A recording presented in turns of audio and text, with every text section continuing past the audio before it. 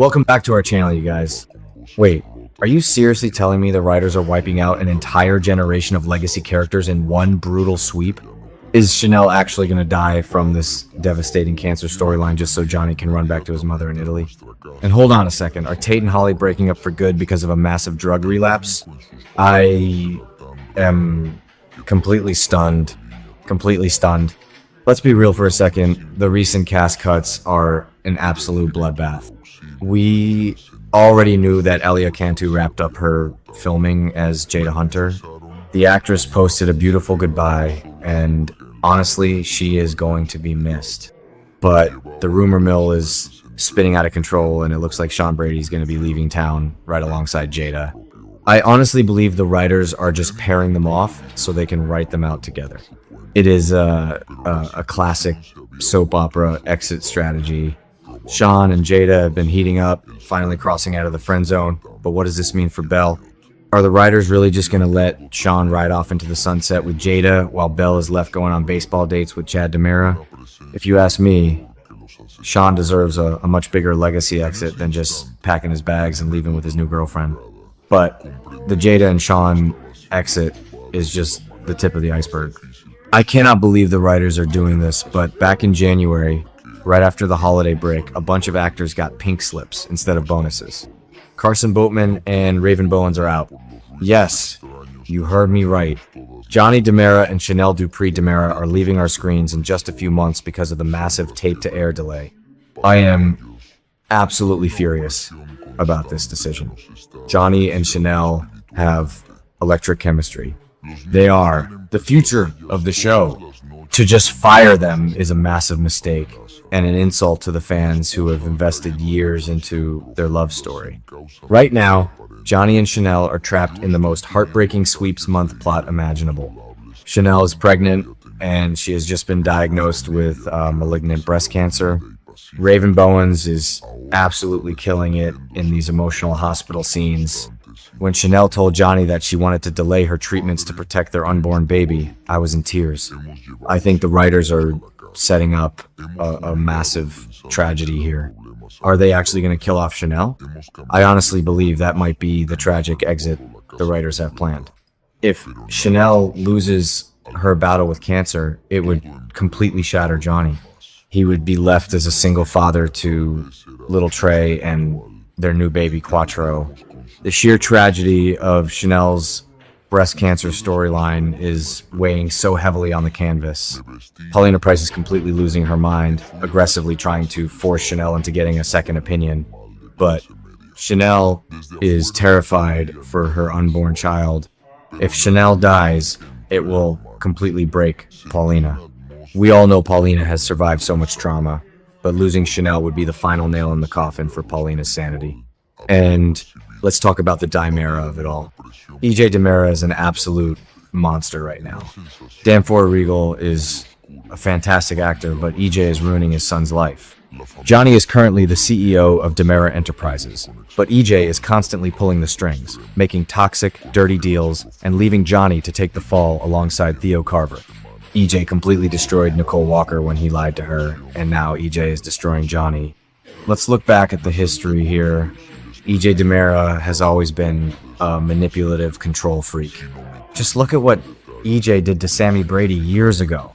EJ kidnapped Sammy's baby, EJ forced Sammy into terrible situations, and now EJ is doing the exact same psychological warfare to his own son. Johnny deserves so much better than to be a pawn in EJ's corporate chess game. The actor playing EJ is absolutely killing it right now, delivering these chilling, arrogant monologues, but I despise the character. If Chanel miraculously survives this cancer nightmare, I think Johnny and Chanel will pack up their kids and flee Salem just to escape EJ's toxic grip. They need to get away from the DiMera mansion before EJ ruins their family forever. If you ask me, the most logical exit for Johnny is to run straight to his mother. Sammy Brady is living in Italy, and Sammy would never let EJ get away with abusing Johnny like this. If Chanel dies, Johnny will take Trey and Quattro to Italy so Sammy can help him raise the kids far away from EJ's madness. Could you imagine the emotional cliffhanger? Johnny standing at the airport, holding his babies, looking back at Salem one last time. It breaks my heart just thinking about it. The writers are tearing apart a beautiful legacy family. Hold on, because the bloodbath does not stop there. Leo Howard and Ashley Puzemis also got pink slips. Tate Black and Holly Jonas are leaving Salem, and their exit storyline is shaping up to be an absolute train wreck. Right now, Amy Choi is on a ruthless crusade against Holly. Amy is trying to sue Holly in civil court and push for manslaughter charges over Sophia Choi's presumed suicide. I am so sick of Amy Choi. Let's be real, Kristen DiMera is the one who bashed Sophia in the head with a rock and had her thugs dump the body in the river. Kristen is getting away with murder, and poor Holly is taking the blame. Kristen DiMera is the ultimate legacy villain, and she always escapes justice.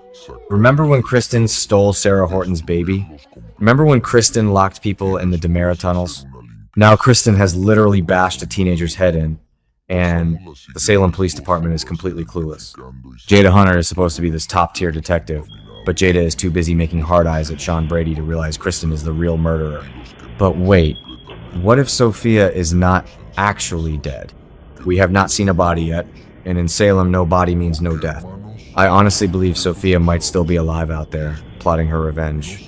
Sophia was already planning to fake her death and frame Holly before Kristen attacked her. What if Sophia survived the river and is just waiting for the perfect moment to strike? If Sophia comes back, she could completely destroy Holly and Tate's lives. The suspense is killing me, but I hate that Holly is carrying all this guilt for a crime she did not commit. The pressure is clearly breaking Holly.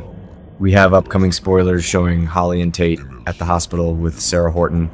Holly is completely spiraling.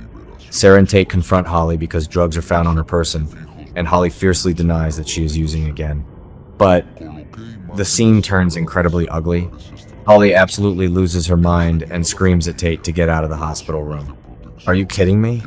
Tate has been nothing but supportive, and Holly is just pushing him away. I think this hospital confrontation is the official breakup of Tate and Holly. The stress of Amy Choi's lawsuit and the Sophia drama is just too much for their teenage romance to survive. So, how do Tate and Holly exit the campus? If you ask me, Holly is going to pack her bags and move to Paris. Nicole Walker and Eric Brady are living in Paris, and Holly desperately needs her mother right now. Nicole would never let Amy Choi throw Holly in prison.